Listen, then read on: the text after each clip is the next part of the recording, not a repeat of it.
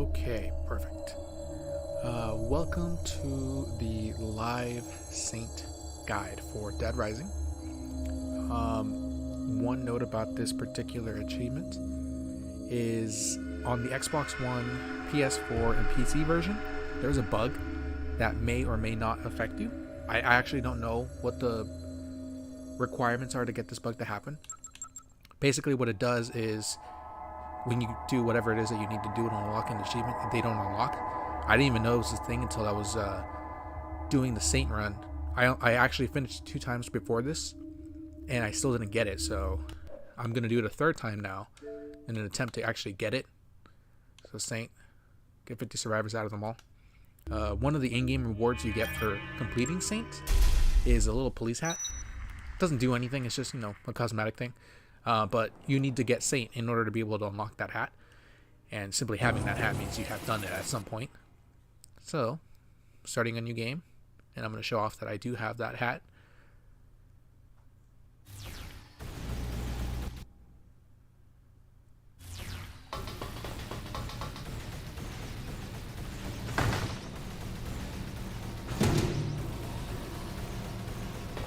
Alright, little hat here. This little thing requires Saint, so it's kind of annoying to get. Aside from that, just not having the achievement is the only other thing that's missing here. All you really need to do is to start a new game, try it again. It wouldn't be so bad if it didn't take so long and the AI being such an issue. The fact that I'm even trying again a 3rd time, I don't know, it might be crazy or something. I don't like doing this. It's really annoying. It's one of those self-imposed restrictions that you shouldn't do.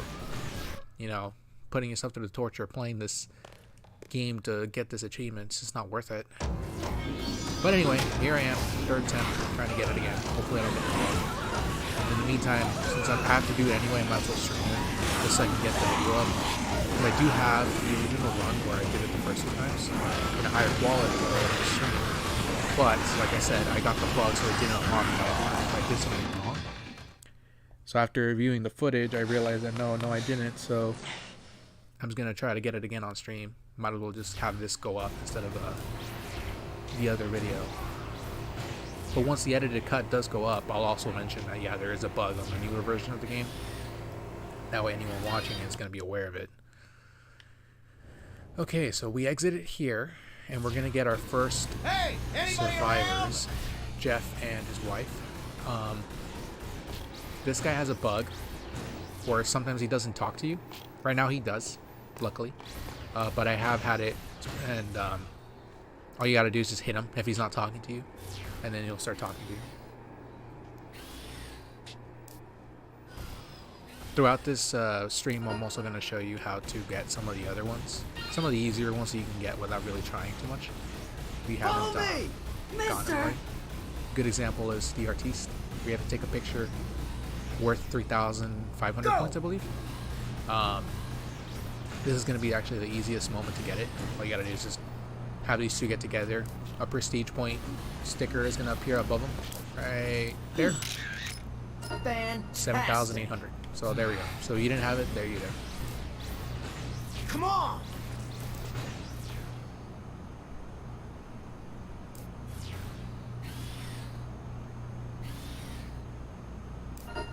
Okay, so once you get the 2 survivors, you're just going to go drop them off. Very simple.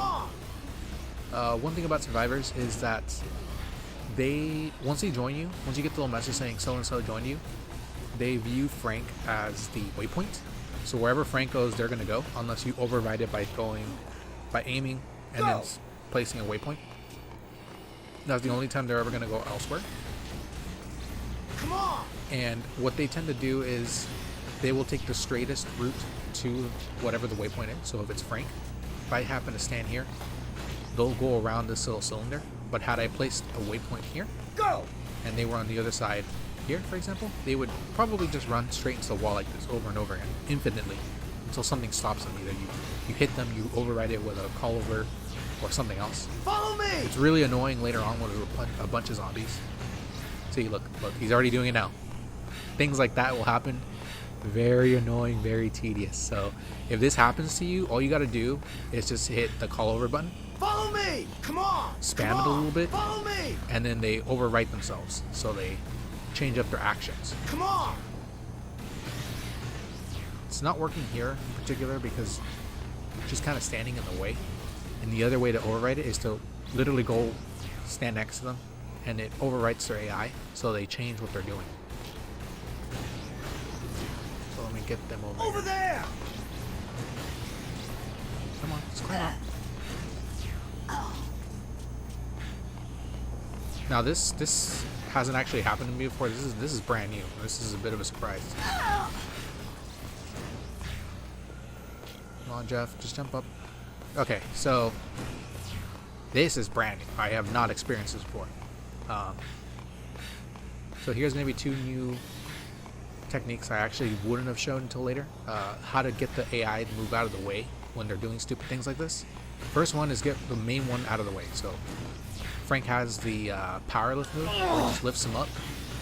This is a fantastic move to get him out of the way. Just you pick him up, you literally walk around with him like this. And then once you're done with him, toss him. There we go. You move them.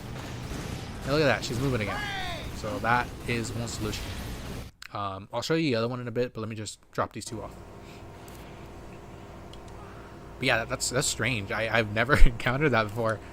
But it's always variations of that, but it's never with those 2 in particular. Before we leave, take a picture of this. You don't have to get the full prestige points, just take a picture of it. Fantastic! We're going to need it on day 3 for 3 survivors. Make sure you save the image. Lock it so it doesn't disappear. See, I have one here from a previous playthrough. I'm going to delete that one. Some images I can't. Okay, so the second method you can use to move AI when they start acting stupid like that is to use the hammer throw. It's the one where you grab them from the side with one arm and just push them forward so they start running in a really funny way. I'll show it off on a zombie right now. If you're working on transmissionary, you should definitely watch my video where I have the entire list of all the videos. I'm sorry, all the calls and their timestamps. I won't really be talking about them much in this run unless they're related to survivors. So any of the optional ones, I'll probably just pick them up because it really annoys me when that little buzzing sound is happening. So I just want to get rid of it, but I won't really mention them in the Saint specific videos. Okay, so get out of here. Once you're in Paradise Plaza, you're gonna have a lot of free time, and the reason for that is because we're not even gonna go help Brad until get out of the way. We're not gonna help Brad until 4 o'clock. But before that, we're gonna do 2 other things, and the reason for that is because it's just more efficient use of your time to do it all at once. I had streamed this a little bit earlier, but my mic did not sound well at all, so audio was really bad, and I'm just going to do it again, just so I can have it in a better sounding state. I had mentioned that there's 2 things that you want to do in terms of preparing, just to be ready for day 2 and 3, and then the other one is saying how you want to play the game. I tend to prioritize movement over zombie slaying power. And what I do is I pick up the 2 books, well, the 3 books for skateboards, and have 2 skateboards on me at all time. That lets you pretty much plow through zombies non-stop. One of the books you want is going to be the sports book that I have here. The second one is the entertainment book, which is in the big bookstore across from us. And the third one is in the Wonderland Plaza, which is for skateboarding. That gives the skateboard enough endurance to survive crashing with 70 zombies. And it's very, very useful tool if you want to move around very fast. That is book number 2. The other method that most people would recommend as well is to go with zombie slaying, and you want to use the 2 mini chainsaws that you get from Adam the Clown at the end of day 1. And that one also uses 3 books, because once you have all 3 books, that chainsaw lasts pretty much forever. Like you have to try very hard to get rid of it, and that's really up to you, personal preference at that point, how you want to play the game. Like I said, I prioritize movement over zombie slaying. But if you rather just mow down the path to make it as easy as for you and the survivors as possible, you can definitely do that. The 3 books you're going to want to get is, I think it was entertainment? No, it was engineering. It's down in the same store down here. So you do want to get that book, engineering, and it's horror novel 2. Interior design. I think it might have been in the other store. No, here it is. Engineering. So this is going to be one of the books that you want in terms of the mini chainsaw. And then the other one was in the first store for entertainment. And the third one, I think it's in the Wonderland as well. But besides that, there's going to be other items that you want to grab for survivors. And it's going to be the SMGs. The reason I recommend that you get SMGs over pistols, shotguns, is because they clear out zombies relatively fast, but they don't have the stagger effect of the shotgun. So when you have a group of survivors, and 1 or 2 or 3 or however many have a shotgun, it gets chaotic very, very fast. They shoot each other, drop each other. It's just really annoying to deal with. And they hit you a lot too, so I don't like dealing with that. So I don't recommend shotgun. So that was one of the locations for the SMG. There's a total of 7. This is one of the easiest ones to get at any point, even if you lose it later. So I definitely recommend you grab that one. I'll show you where the rest of them are for now. We're going to get the maintenance key. That's going to be a key item that you want to get on every playthrough because you want access to the maintenance tunnels so you can move in and out of the zone very, very fast. You want to start by going underground. And once you get there, you're going to have access to another SMG.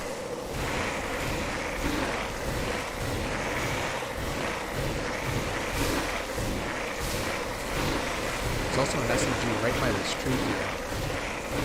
So you can see it up there already. Get this call. This is going to be the call from Kent, who is a mission you're going to want to do. That takes, of course, over the 3 days, obviously. We'll go back to him right now through the underground maintenance tunnels. I just want to get the SMG here, just to have it. And I missed.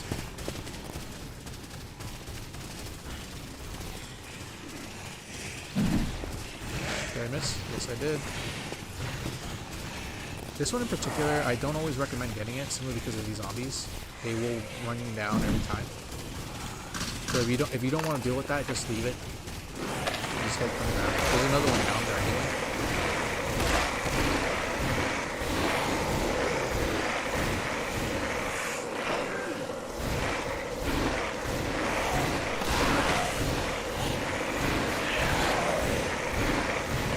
If you haven't gotten the stunt driver achievement, the one for the car, you can definitely get it here. It's a very easy place to get it. All you gotta do is just go back up far enough. You don't have to go all the way back, just enough to get enough speed. But you get the idea. There's a bit of an angle there, so if you have enough speed, you will fly, and you probably get it there.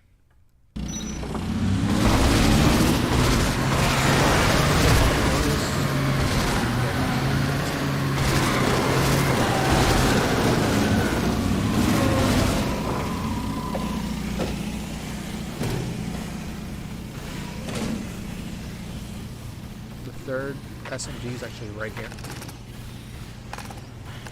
At this point, what I normally recommend you do when you have multiple SMGs is you take a few shots to give yourself like a visual reminder of where you got the item. I already mixed them up, so I don't even know which is which. Normally what I do is I put up my just the visual markers saying, okay, this one that I picked up here is going to be Paradise Monster, it's going to be a nice attack. This one that I got from shots, That way, you always know where that gun is from, in case you run out, you know which ones you still have and which ones you use. But anyway, after you get the maintenance tunnel, you want to return back to Paradise Plaza. It's gonna be the exit there. If you don't know how to navigate the maintenance tunnel, you can always use the map until you get more familiar with it. I'm just gonna save now. I don't want to deal with that again. When it comes to saving, always make sure that you save when you're in a safe spot or you're in a controlled spot and you have enough time to do whatever it is you need to do. Right now, there's a lot of free time, so I'm not really worried about when and where I save. I'm just gonna save every few minutes just to not have to redo the same time that I've done up until now. So we're gonna talk to Kent here.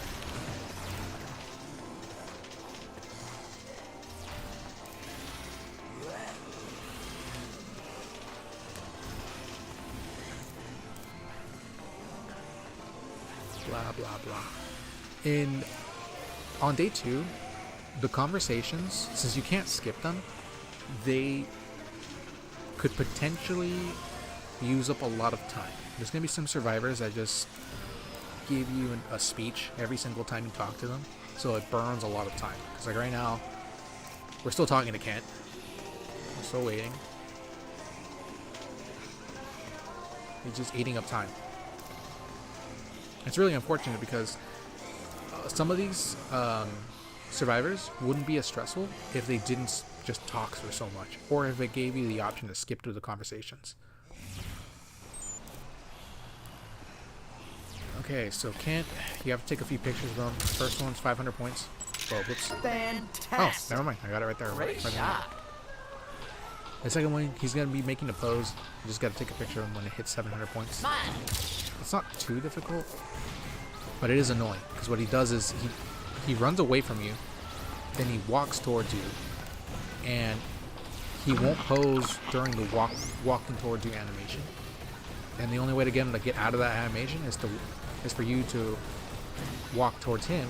Then he runs away, and then at that point he does the little taunt. Great. If you hit him on accident, he will always try to kill you. Come on, Kent. Come on. Oh, yeah, great. Messed up. That's no good, man. Just gotta wait. If you ever clear out the zombies that are around him, he will run towards another group of zombies. And he always does it. He's scripted to do that. It's really annoying.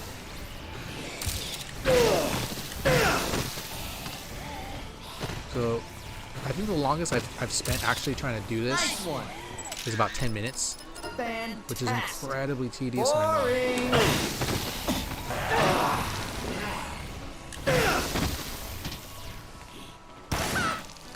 Smile. Oh, yeah, great. Fantastic. Nope, not enough. Is that the best you can do? This is why I'm very glad how his mission ends up at the end, because I do not like him at all. He is incredibly obnoxious and he just annoys me to no end. Are you done? No, he's not done. Okay. Here we go. Oh, yeah, great. Fantastic. Nope, not enough. That's no good, man. If you take too long on this mission, you will fail it. So try not to spend... Actually, no, I think the 10 minutes that I did spend that one time trying this mission was when I failed it.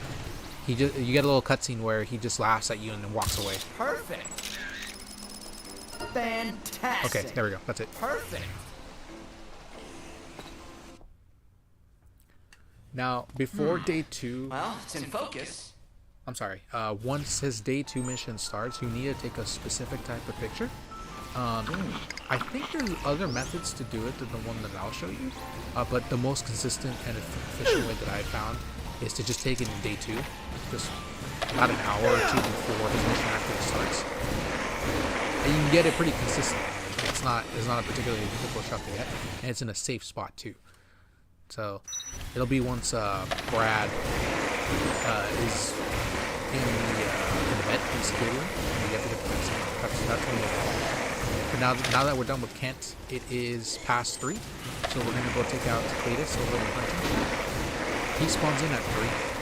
And you never have to face him, but I recommend you do it anyway, just in case you ever have to just jump into the hunting shack and get some emergency supplies. Because it's better to have access to it and not need it than find yourself in a desperate situation of, you know, it's going to make or break the run, and you have to fight him on 1 or 2 HP, and then, you know, just fail right then and there. When it comes to Cletus, he's going to be in there from 3 p.m. first day until 2 a.m. on day 3. When he's despawned by 3 AI that spawn on that day. The one that you need the photograph we took earlier from the vent. So he's going to be in there for a while. Might as well just clear it. Plus, it's not like we have anything else to do anyway. Okay, so get these guys out of the way.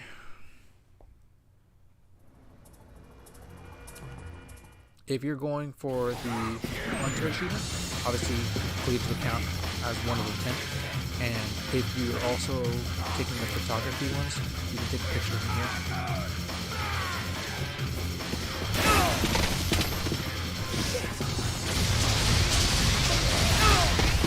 Oh, he was slightly to the right.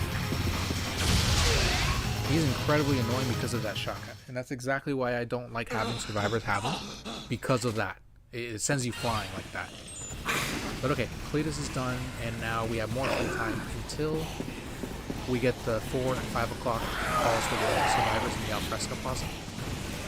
So at this point, you can do whatever you want. Just, you know, be there by then. While we wait, I'll show you the location of another SMG, plus the 3rd book for the skateboard, if you're going with that option.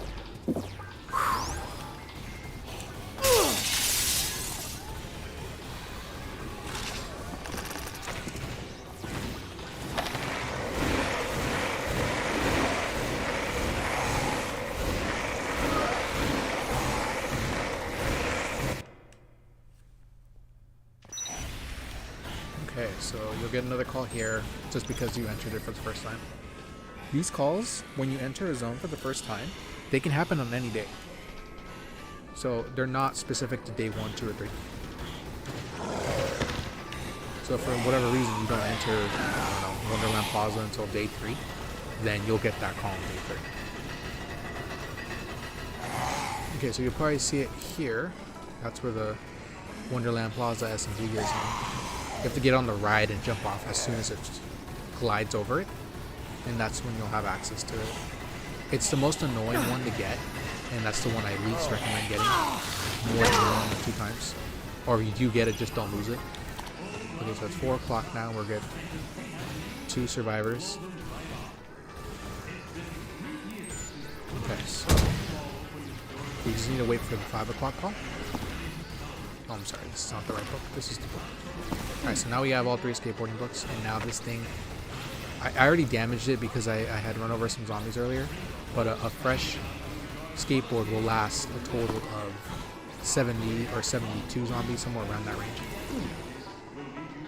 And this is the 3rd book also for the chainsaw.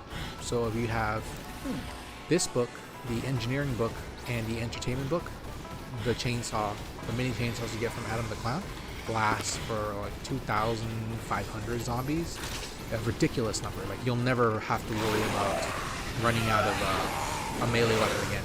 And because it clears out so many enemies really, really fast, it's just going to be probably the best thing you're going to have in terms of melee weapons. I tend to keep 2 skateboards with 3 books, and it's going to be my just go from just random zombies. And the second one's going to be like the emergency backup, just to keep that running out somewhere in the middle. Okay, so we're going to fight Carlito right now. He's incredibly weak. Like, he just one shot with the Mega Buster and he goes down.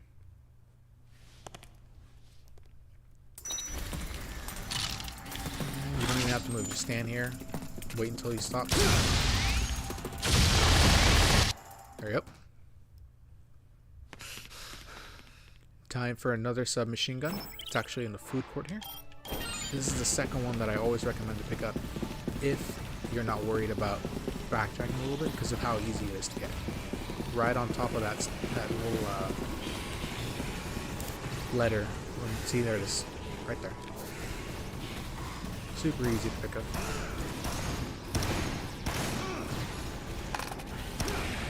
Oops.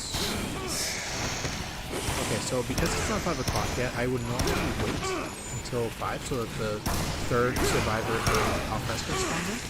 But you can always get her on your way back. So what I tend to do is just go now, because a survivor won't spawn in the district you're in unless a cutscene occurs, which causes the game to like respawn anybody that you haven't gotten yet. So while we wait, I'm gonna get Bert and Aaron. You need to hit Bert 5 times. That's 2, 3, 4. You need to hit him 5 times with anything to get him to stop. The thing about that though is the game doesn't count the damage, so if you hit him 5 times with something that's really, really strong, you kind of just shoot yourself in the foot there. Just 5 one-handed attacks and you're good to go.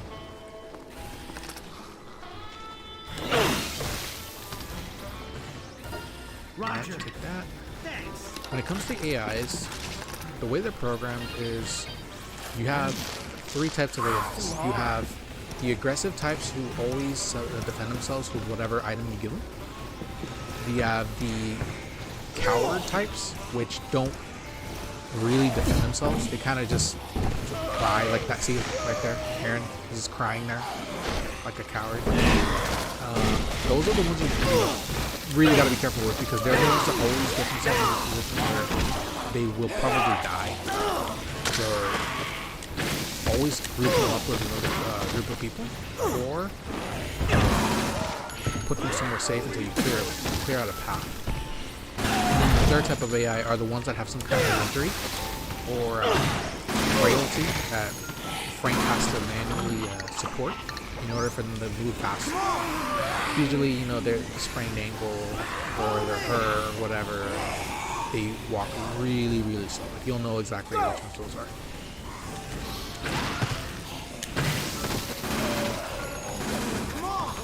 So here's a location of another SMG in this mountain here. Another easy one to get.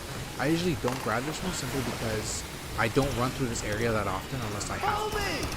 Because the survivors here, or because I'm going a really long way around due to controlling the NPC spawn. Go!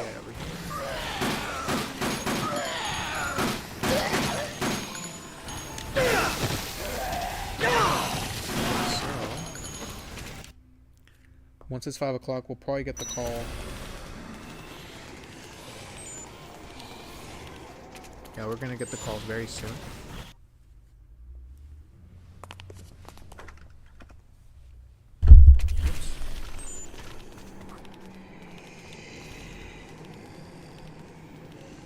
So I'm just gonna wait here for the call because I know it's gonna happen very soon. When it comes to safe zones like this, there's no zombies here. But when you trigger the cutscene with Brad in a moment, it's going to spawn a bunch of zombies there. So you definitely don't want to leave your survivors too far away from you. 9 times out of 10, you always want to keep the survivors like right on you. You never really want to separate from them. Follow me! Especially in the later days, because the way the zombies work is after you move a certain distance from a cleared zone, the game respawns the zombies. It's to simulate swarms of zombies.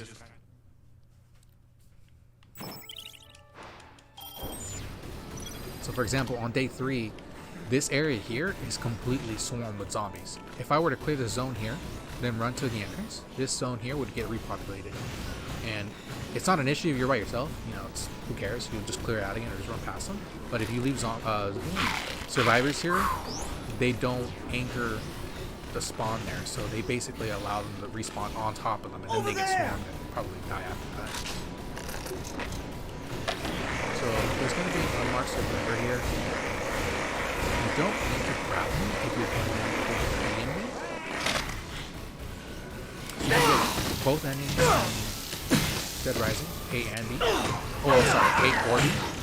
and whichever one you get is going to be, it's going to give you a bit of wiggle room or restrictions based on how many survivors you can or can't miss. For example, if you get A, you can only miss one survivor and still get Saint. Or if you're going for B, you can miss up to 3 and still get Saint. Because you lose 3 main NPCs in the story. So there is Bill.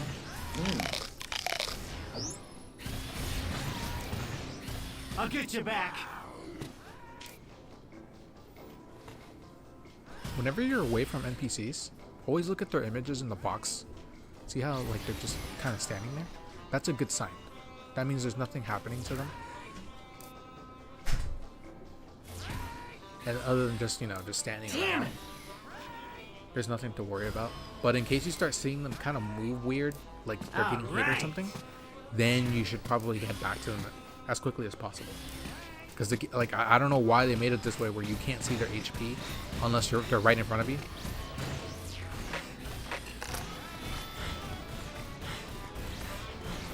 All right, Bill. Oh yeah.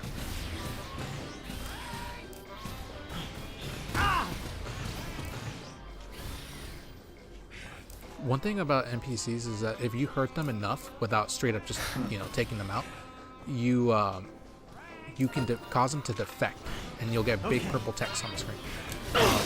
Basically what that means is that they will turn against you and start attacking you, and then you essentially lose them as survivors.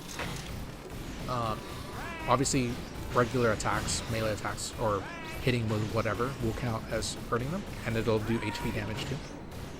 But there is another way, which is the more dangerous way, honestly, is if they're standing still like this, or they're in front of you, and you run towards them, that run there does count as hurting them. Come on, follow me. It doesn't do any HP damage, but it does damage their, I guess you can call it their respect, their alliance meter, whatever you want to call it. And you build it up enough and they'll defect on the spot. And I learned that the hard way, so you definitely don't want to run into them like that for longer than a few seconds. Obviously, it'll reset as you leave them alone. But in the early stages, you don't want to run into them non-stop. Because they do get in your way and they don't move, so that's why that's there. But the fact that they programmed it so that counts as damaging the NPCs was a mistake. It was just a terrible, terrible mistake.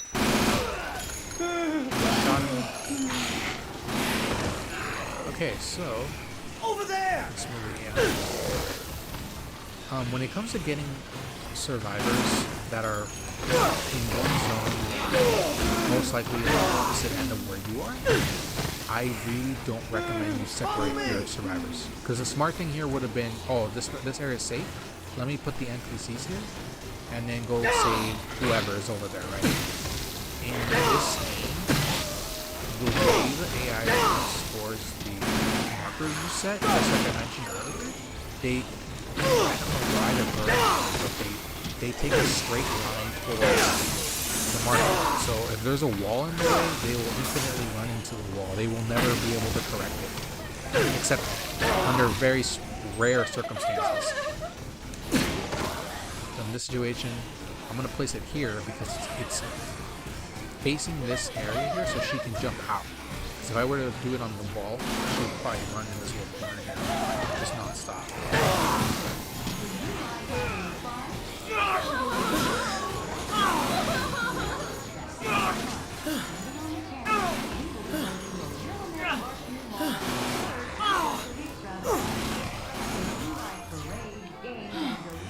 So Leia would be a Type 3 survivor, the one that can't move very fast, and you have to carry her. They move just enough to be able to jump over edges and stuff, but actually, what happened there? Oh.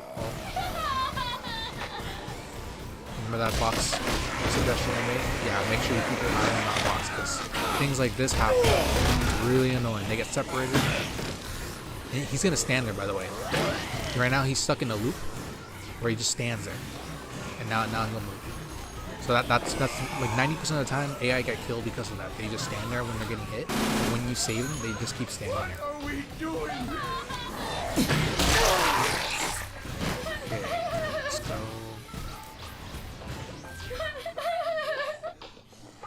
There's certain NPCs also that you can skip some of their dialogue if you attack them.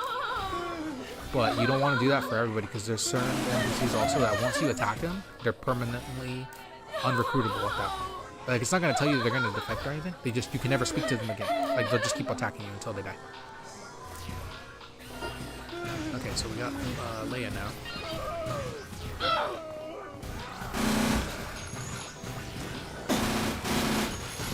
Come on!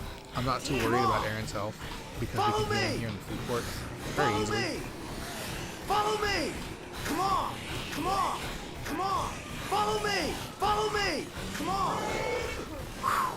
The reason I'm mashing that button is because it overwrites their programming on 4D, regardless of what you're doing. So if they're thinking about fighting, it stops them from fighting. Maybe I should worry about it. It's really low enough.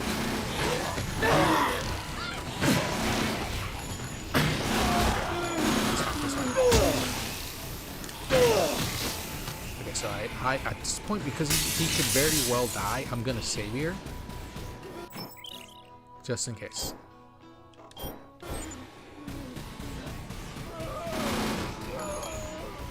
Okay, so we're gonna go through here. I'm gonna place the AI right here. Over there! Give myself enough room, because if they're too close to the wall, they're gonna huddle on the wall like that. And then it becomes impossible to heal. When it comes to healing AI, you always want to give them either wine or orange juice, because that heals the most. They can't drink any smoothies though, so you gotta give them the base item. What are we doing here? Okay, so I'm gonna heal Bert also. Roger!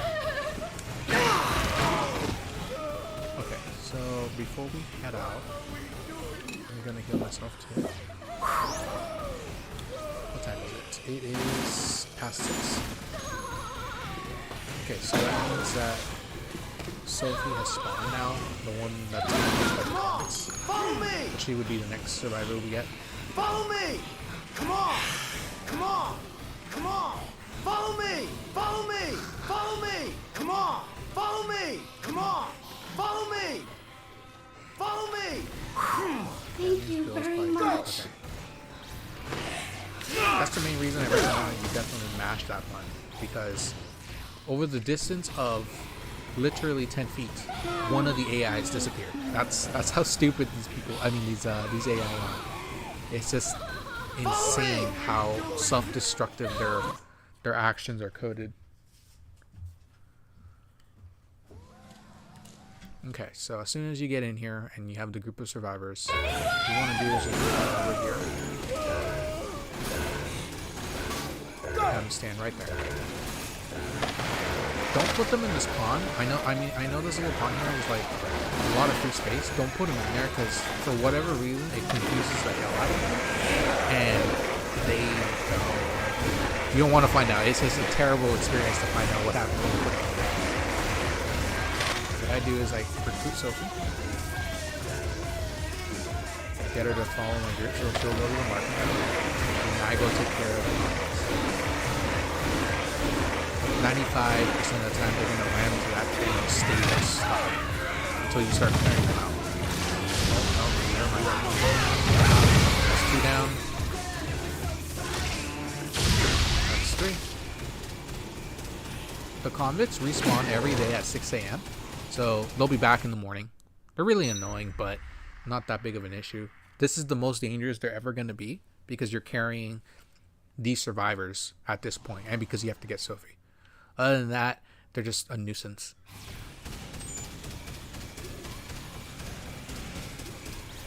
Go!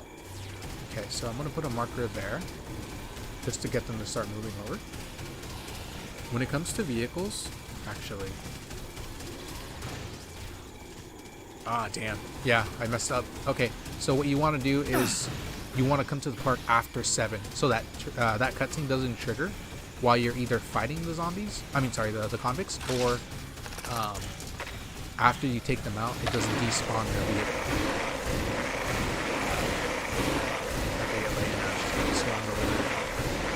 is fine because for whatever reason, when it comes to injured NPCs, they get very low aggro. I'm not entirely sure why. They'll still get swarmed, but at a significantly lower rate than the other NPCs. The ones that are almost always guaranteed to get killed within seconds are the cowards. Those are the ones that, I don't know, maybe it's just the way it's programmed. Those are the ones that always get taken down the fastest. Because the ones that defend themselves, if they get an opening, they'll attack back, and then they usually take out the zombie at that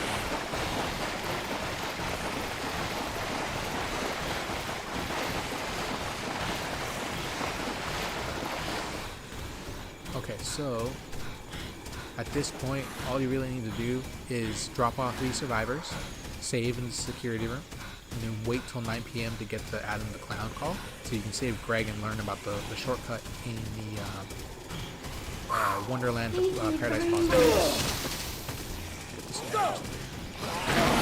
Now that the 7 o'clock cutscene is done, the bee will start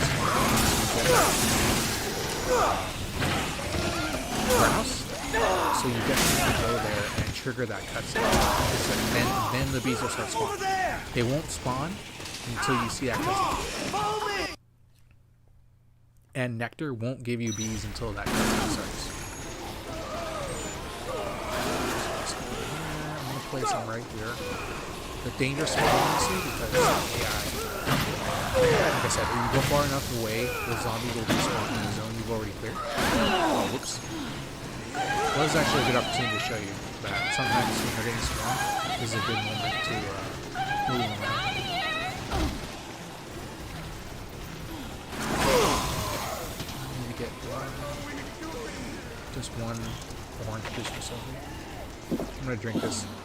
I usually only carry smoothies that are nectars, and I only get the other ones in situations where the nectar buff hasn't deactivated yet, because that one lasts the longest, so that you can't spam summon the bees. Because otherwise, you know, you wouldn't need any weapon except bees and Mega Buster. Then you're basically untouchable at that point.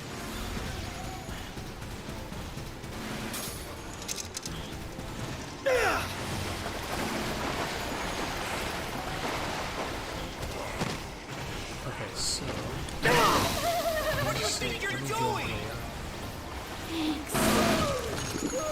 I'm gonna drink this nectar so I can. No, actually, no, not yet. I haven't spawned the bees yet. I almost made a mistake there. Okay, so when it comes to leading through big groups like this, obviously it's kind of scarce, but later on in day 2 and 3, you're going to see swarm of zombies. What I recommend is whoever the dead weight is, like Leia here or Sophie, had I taken her instead, get them as far to where you want to go as possible. So just run a straight line to them, and then as soon as you do that, put a marker so that that person goes towards it, and everybody else knows where to go. Even if they get caught in a loop like that over there, you can run back and then save them.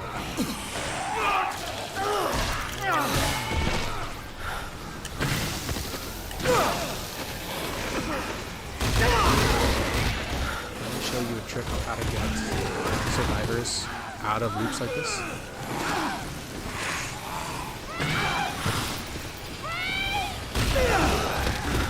That move, that hammer throw, try to use it on the survivors when they get swarmed.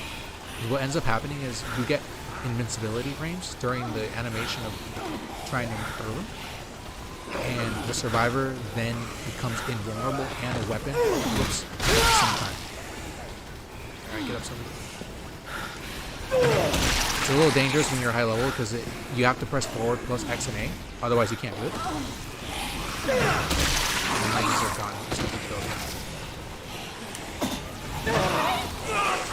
Which would be 100% my mistake because I was trying to do something. I think I do it right.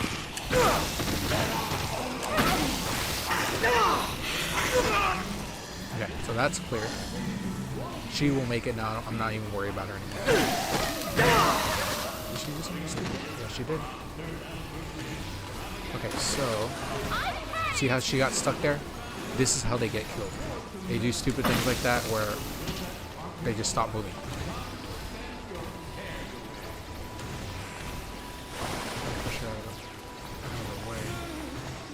Hurry up.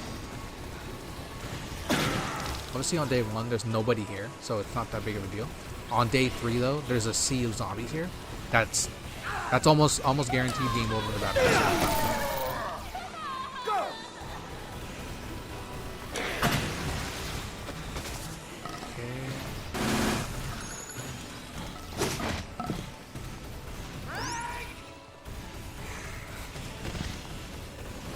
Alright, so now we're going to spawn the bees. Don't need to worry about that. I'm going to drink 1 nectar to spawn one. The way nectar works is that once you drink it, you automatically spawn 1 bee. And then after that, you can't spawn another one as long as nectar is still active. But when you have it active, if you were to get another bee like this one here, for example, it'll fly toward you. Now have 2 bees.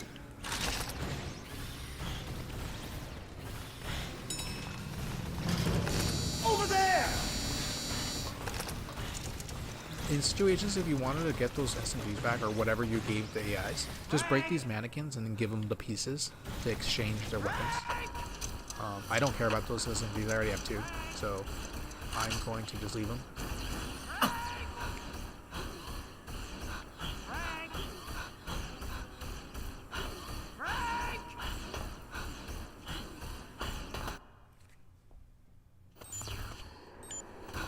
Okay, so when you have a large group, this is where this part of the map becomes one of the most annoying. Over there! They will get caught in a loop where they're running towards each other, trying to get on this one middle edge here. Sometimes it doesn't happen. Like, I got really lucky that it didn't happen here. 9 times out of 10 it will happen. It's not that big of a deal unless you're running short on time. If you're running short on time, just say screw it, go into the security room and do whatever it is you need to do to continue the story, and then just come back out once you've given yourself more time. Okay, so this one is done.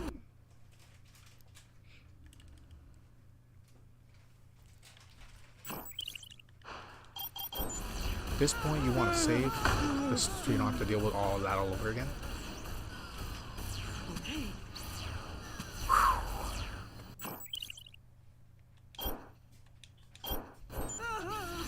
And now we wait until 9 p.m. so we can get the call for Greg. And then before going to the Wonderland. Yeah, we got a little bit left to wait.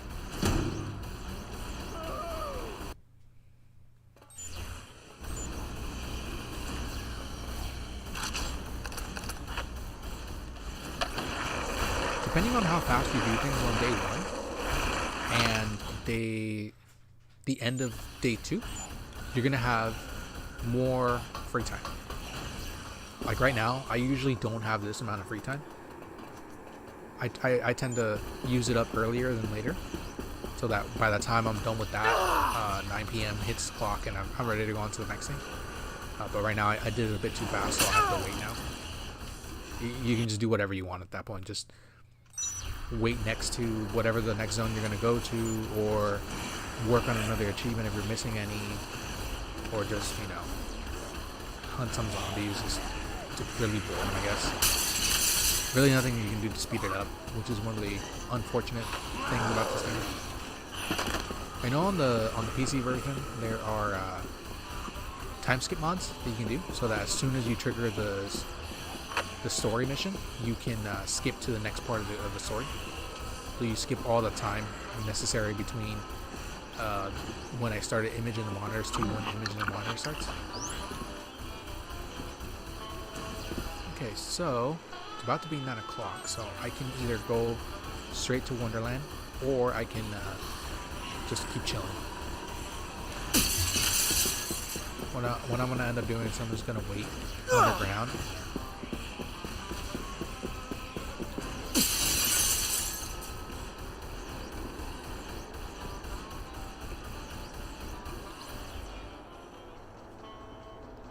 Or maybe not, I'm just going to wait for the call here.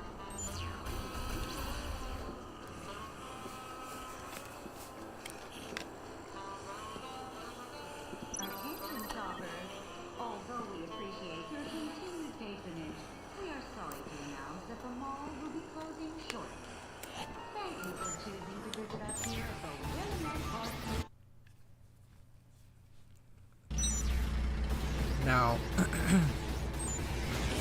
last handful of times that I tried doing this, I got a bug where I couldn't get Greg to follow me. Because normally after he tells you about the shortcut, he tells you this is as far as I'm going to take you. And you're supposed to talk to him to get it. Every time I've done that, I've had the Japanese tourist with me. Out of just an efficiency point of view, I didn't really do it because you have to a better use of your time is how but I'm wondering if on the version that's a bug, like you're not supposed to do that, otherwise like they kind of soft box as options. So I'm gonna try right now to get Greg first before the Japanese tourists are available, and then if it works, then at that point I guess I'll determine that you're supposed to save him first before the Japanese tourists, otherwise the game kind of just, you know, gives that on itself. I don't remember it ever being an issue in the 360 version, but this port isn't exactly flawless. It's got some issues that the original game doesn't have, which I really dislike, because I for all its faults, I actually like this game a lot. I think it was like the second 360 game I ever got, and it, I don't know, 10 years, well, it's been what, came out 2006, I think? Yeah, 2006 I think it was, so 16 years later, 17 years, still playing it. Well, Adam McClana's also the only boss in the survival character, and he blocks it. I don't know how he does it, he just does it. You have to either hit him when he's hitting you with daggers, or he's blowing up his little balloon.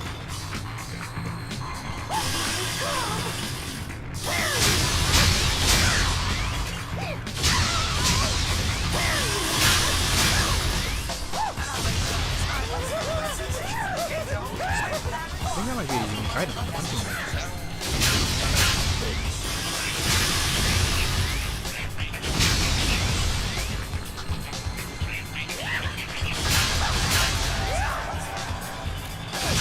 There we go. Really annoying boss. Okay, so we'll save Greg now before 10 o'clock. Once it hits 10 o'clock, the lights turn off, so that's when you know that you're out of time. Yeah, we have 30 minutes left. And this ride shuts down too at 10 o'clock. So you lose the ability to get the SMG on top of the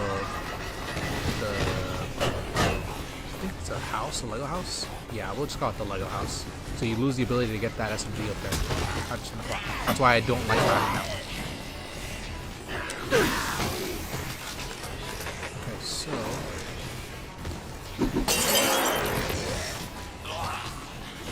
since nectar's run out now would be a good time to drink another nectar and rock it again.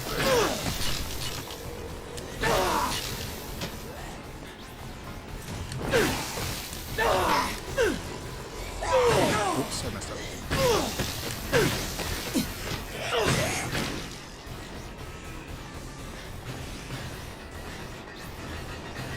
Like I mentioned at the beginning of the stream, you can play however you want in terms of focusing on zombie hunting or focusing on mobility. In this situation, zombie hunting would be a better option because you have to slowly walk while there's NPC beating. You can't go to where you need to go. You have to wait for them. Alright, let's see if this fixes the glitch.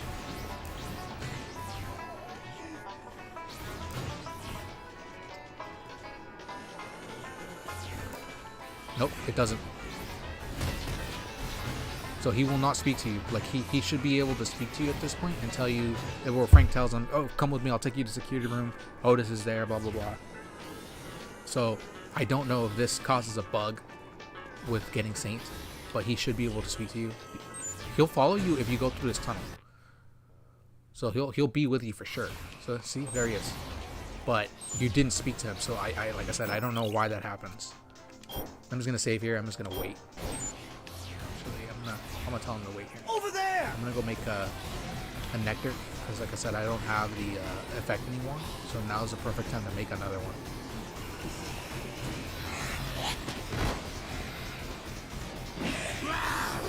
When it comes to nighttime navigation, if you need more light because it's just too dark, the toy laser sword is a perfect tool because it gives you a pinkish hue, but it gives you a lot more light compared to.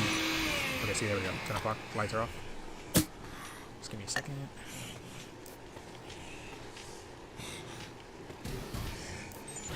Okay, so I'm gonna drink this and get another bee. You can never have enough bees in this game. They're so good. Like, it's just...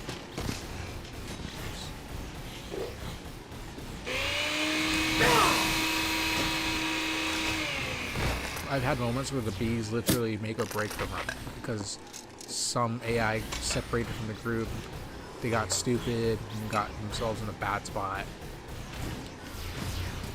So right now it's not impossible to see, but you know, you can't see that far ahead. If you need more light, just grab the toy sword here. Forever. No, I don't. I'm gonna drop this katana. Okay. Now you don't have to have it equipped either. You can just cycle through, and now you have much more light. It's an annoyingly pink color, but it's better than the starting light we had.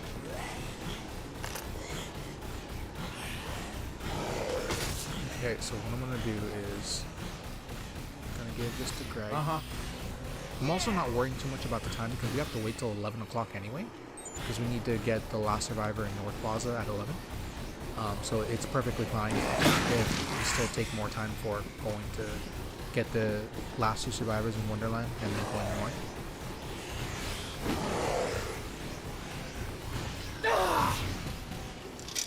Okay, so I'm taking the sword because it's... I don't remember if I said this earlier in the stream or if it was the last one I did. But the katana is the best melee weapon to have for survivors. It's just such an insanely good item for them, especially for the female survivors who fight back. They have almost no animation every time they attack, and they instantaneously take out zombies, and it's insane. Like you'll see it in day 2 when we're running some of the other survivors. But they have this really funny like wrist turning animation that just obliterates zombies. Okay, so we're gonna get the tourists now. Follow me! And like I said earlier, you don't want to separate your group, so bring them with you. Come on! You know, like it's counterintuitive. Like I understand why they put that marker system in the game, Over so that you there! don't have to put them at risk. But they just program is so wrong. Like it's just it's dead essentially. Oops. Okay, so let's get Greg over here. Follow me! Come on! Follow me! Follow me! Follow me! Okay, what I'm gonna do is just get this book since we need to talk to these guys. Alright. I think Greg is in danger. I can't tell because his silhouette's kind of dark. Yeah, he is, okay.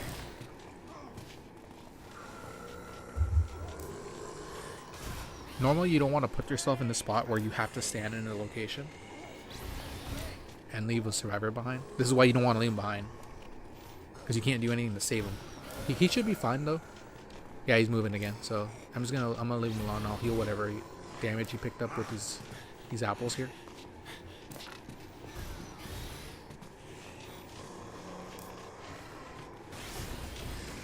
This is one of the survivors where you can't speed up their conversation if you hit them.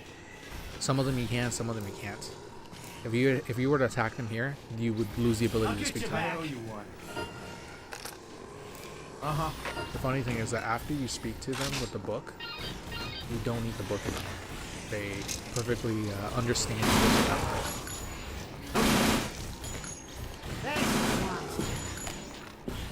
Okay, so let's give Greg the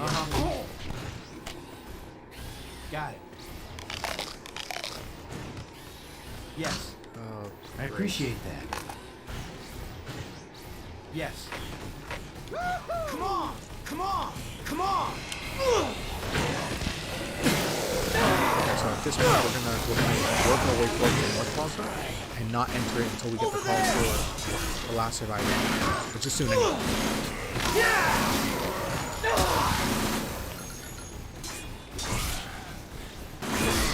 See how good that katana is? Like, survivors, it's just... Come on!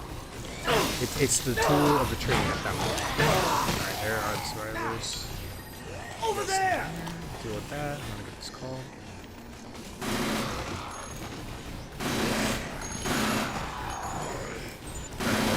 Follow me! Follow me! Come on! Follow me! Follow me! Come on! Follow me! Come on! Follow me! Follow me! Follow me! Follow me! Come on! Come on! Come on! And like I mentioned earlier, the reason I want to mash this button is because it overwrites their programming, so they run towards you instead of stand and try to fight off that group. As long as they're not being grabbed and like literally held down by the zombie, they will they'll keep running over towards you. Okay, so this is one of the ones where you do want to separate. Tell them to stay there, and you go grab because he's one of the injured NPCs, so you have to drag him. Well, not drag him, but you know, assist him over. So, if you had the skateboard, like I do here, you can just, you know, power your way through these guys. For the most part, I'll try to play in a way where even if you don't have the skateboard, you can still follow along. Unless there's a situation where I'm like, hey, yeah, you know what, just get the skateboard and use it, because not having it at all is just gonna screw you over too bad.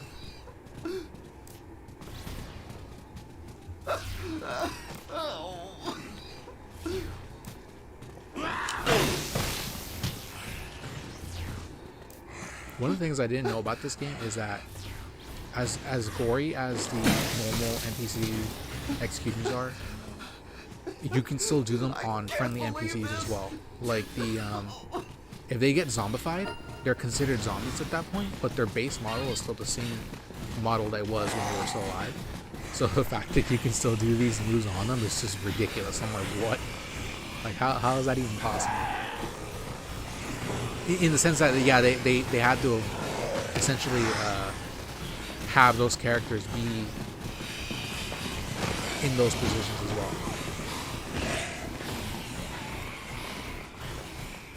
Yeah, these are the last 4 survivors of day 1, so at this point all you gotta do is just drop them off and you wait until the story continues again. In regards to the ending, the story,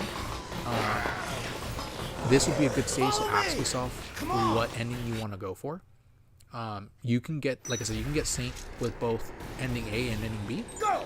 Ending B is basically ending the story at a specific spot, so that you have the most amount of story-related survivors with you.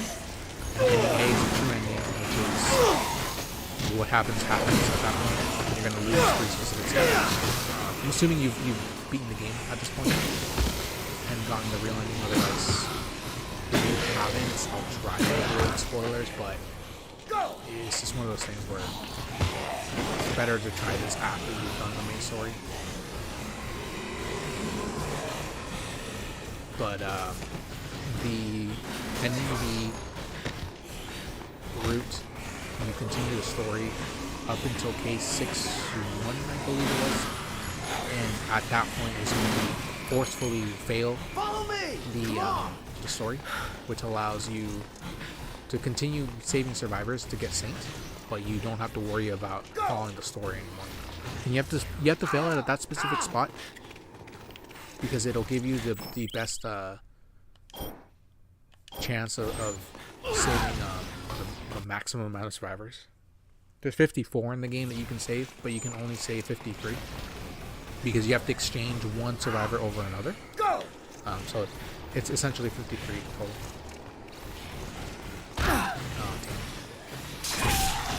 Oh wow, didn't see that guy.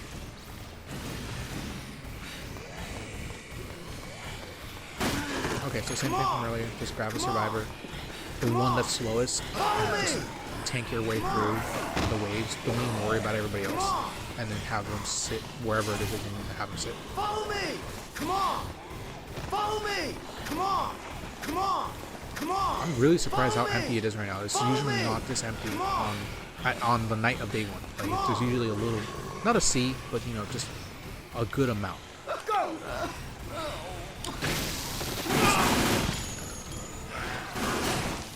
Weird.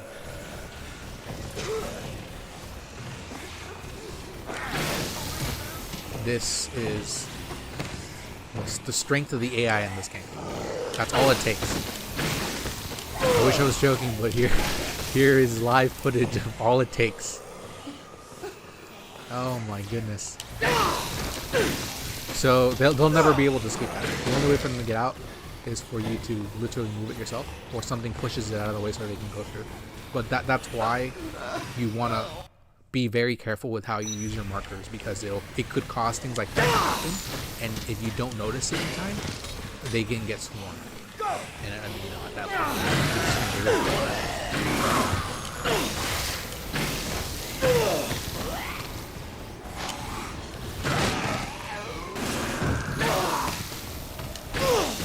If you do decide to go along and fight with melee, like I am, but you can use all your moves if you want, but I only stick to 4 in particular.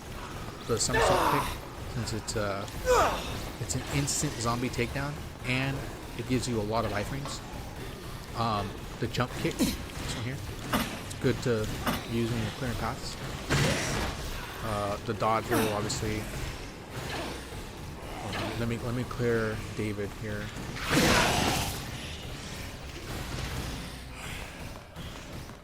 The other one is the drop. I'm not sorry, not the drop kick. Well, yeah, that is one, but that's kind of like you can always use that move even if you're not fighting one-handed. It's the I think it's called the roundhouse in this game. It's where when you land and you hit the kick button, you do this kick here. You can cancel into this move, which is what I love, because it's a real good way to give yourself iframes at the end of a bad situation. So if you roll, and at the end of the second roll, I'm sorry, when your feet touch the ground on the second roll, you can cancel it out with the roundhouse, so you can give yourself iframes and an attack. So, oops, 10 too early. There it is. Because normally, if you let the roll go all the way, this happens, and you can't cancel that once you're all the way at the end. So it's a good way to stop it. And then with the roundhouse, you can do the somersault kick and then cancel it into this kick as well. So you get 2 high invincibility frame attacks, which not only takes out 1 zombie guarantee, but it also clears a path if there's a line of them. The other move is this. You can do it in arm, and it clears out pretty much. You can get grabbed out of this, so I have to be careful with it. But if you have an item on you, it extends the range ability. The only drawback is that if you have an item, you send the item flying at the end of the move. So you got to make sure you watch where it flies once you're done with it.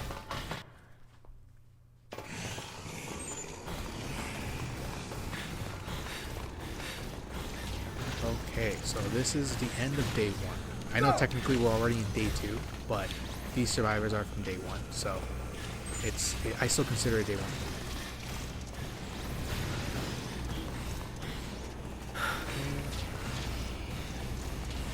So once you drop these survivors off, you're gonna have free time until the next story mission, and you can do whatever you want. It's work on another achievement, just go sit in the warehouse while you wait for the 6 a.m. call. Whatever you want, really. Usually what I do, because I already have the other achievements, is I just wait in the warehouse for the 6 a.m. call. And that's only if you're working on transmission error. If you're not working on that, you just wait here. Literally just wait in this room, and once it's 6 a.m., the game will continue at that point.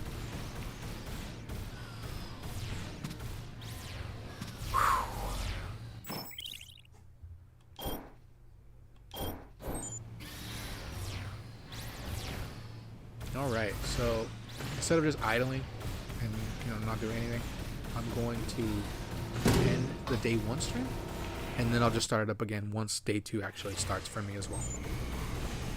But I'll definitely just be in the warehouse while I wait. So if you want to wait there as well, you can. Or if you just want to use something else, just be back in the warehouse before the 6 a.m. call. Up to you. But yeah, thanks for watching all of the day 1 stream.